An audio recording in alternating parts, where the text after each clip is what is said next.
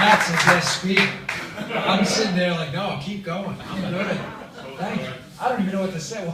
Yeah, you've heard my speech 1,000 times. Mark's like, all right, bring back the end. That was unbelievable. I mean, what a story. It really blew me away. Here's how it really went down, too. We met in the Fox green room a while ago. I actually saw him a week ago. We were talking about the Navy shooting.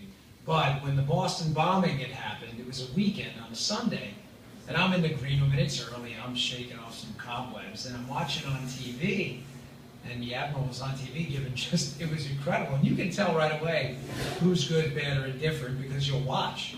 And I was just transfixed on the TV. And he came back in, and we were talking about the coal for a second, and somehow we got sidetracked and we got into politics. And I remember getting back in the town car, headed home, thinking, did I just let the CEO of the USS Cole walk out without getting the story? I was horrified. But actually, in a way, serendipitously so, I'm glad I got it tonight in this book, because that was amazing. I mean, what a story. I remember that. I was a new Secret Service agent at the time. And for me, I had been a police officer and kind of seen just a little bit of the edge of law enforcement. You're not really embedded as a new police officer, but as a federal agent, a small agency, you really get some behind the scenes. That was my first taste of international terrorism hitting home as a young guy. And I remember being on the treadmill, working out in the morning next to a guy whose son was a pilot, and just thanking him over and over and over again. And I want to thank you as well for your, incredible service. That was an amazing story, and I can't imagine what was going through your head as when you were telling the story, walking through the hallways and looking over your injured men, but realizing that you had a triage right now, your battle is to save the rest of the ship. What was going through my head, oddly enough, was the shooting at the naval yard. I was on a local Fox network, and I was talking about how with these new active shooter scenarios, that they train now rank and file everyday police officers. When I went through the academy, what you were told was, back off, secure the scene, secure the perimeter, wait for SWAT to respond. That's the way it went down. All that changed after Columbine. And when you were telling that story, that's the exact same story I was telling on the local network regarding what those cops did. The ones who engaged them were shot. That now they're told you have to walk over the injured to save even more from being injured or potentially killed.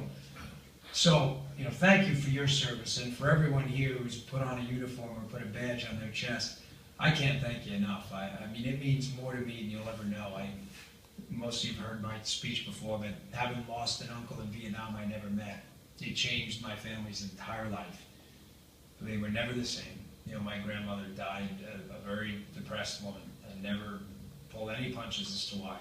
So, yeah, thank you very much. And I can't get past that. What an amazing story. But I was thinking, as on the way in today, with this whole, the filibuster and this fight over Obamacare today, and Kirk had mentioned the idea of America being different and exceptional. I want you to understand that this fight today, if we don't stand up and defend and fight back and defend our bedrock principles right now when it comes to something as big as this as Obamacare, then what made America exceptional and different, the very idea of individual liberty, the idea that you can control your own path forward, walk your own path, it's finished, it's done. Obamacare, folks, was never about health care.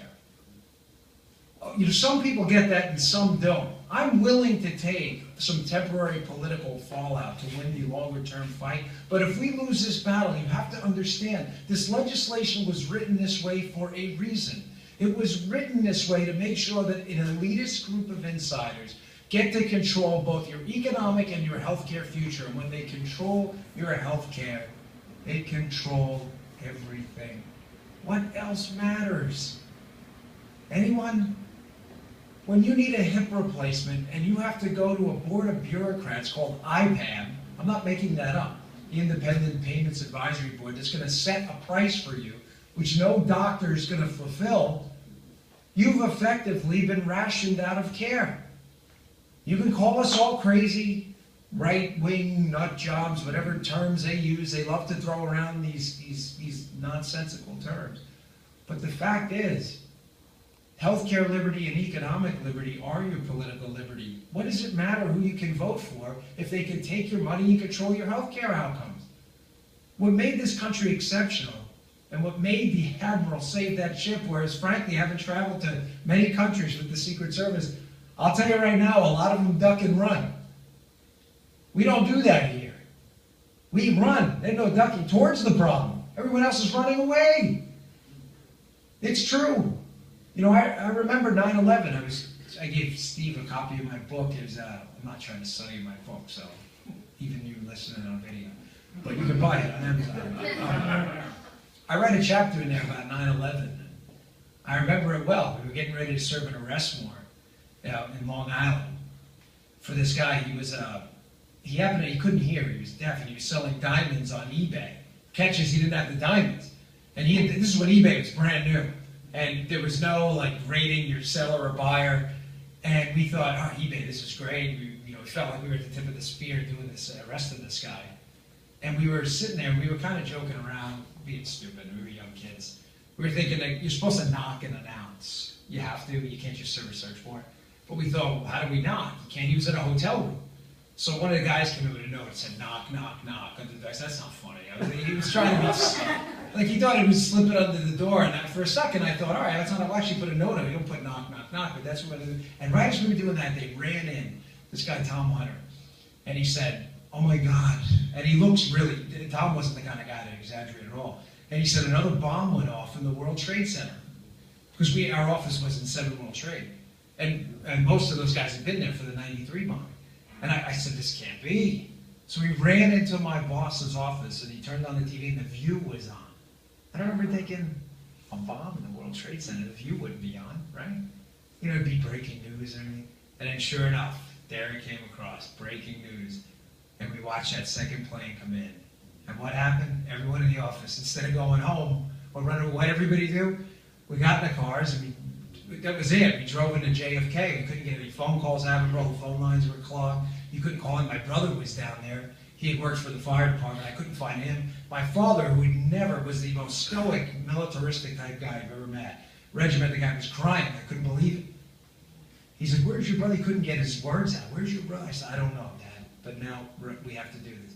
So we went into the JFK office, and we were sitting there, and we were taking all the guys in, and the guys were coming in, and they were all coated in that white dust.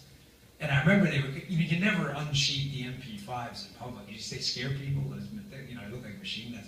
But the bags had all burned off.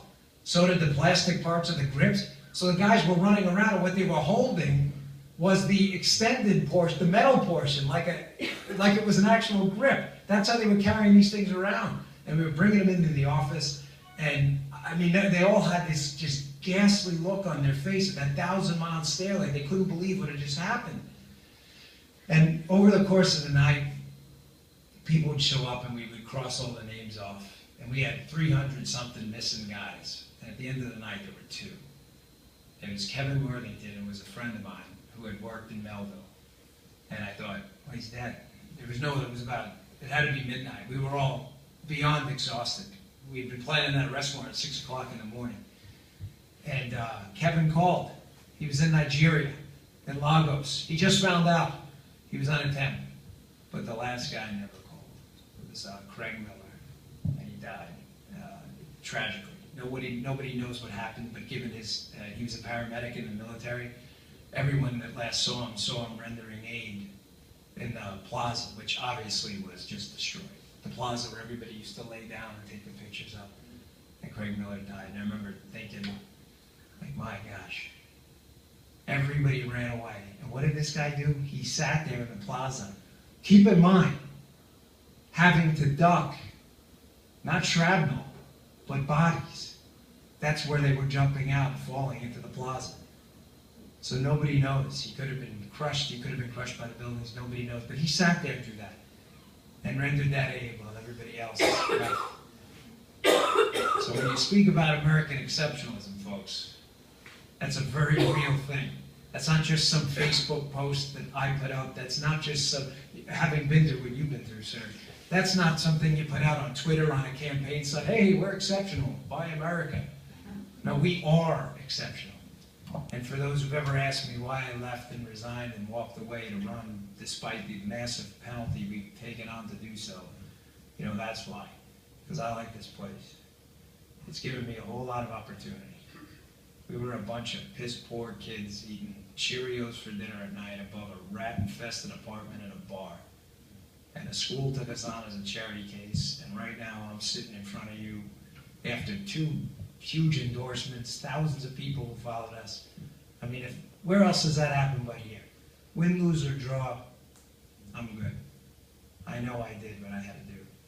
So to everyone who came out tonight, to Ed, who I called the other day, Brett, who I got on the phone with, Steve, who took care of my book for me, Kat, Maria, Mark, Frank, the Admiral, Jim, Elizabeth, who I just met, Wendy, who's running for office, by the way, and I'm a huge fan of. I ask you to please support Wendy Peters running for delegate in District 4 in Maryland.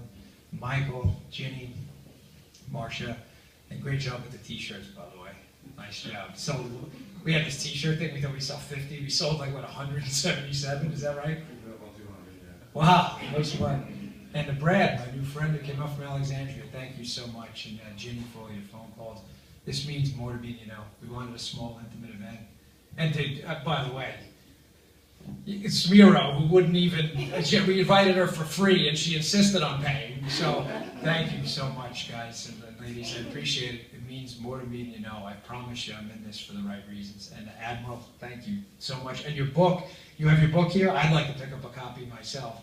So it catches I have to borrow money from Kelly because I only carry the campaign. So thank you. Well, this is not campaign money. No, it's not. It's not. That's why I only have the campaign because I have to borrow money. But it is an honor. Thank you so much, and thanks to everyone for coming out. And thanks to Frank, my campaign chairman, who is going to be your next U.S. Senator from Maryland. He just doesn't know it yet. So thanks, folks. I appreciate it. Have fun. Thank you.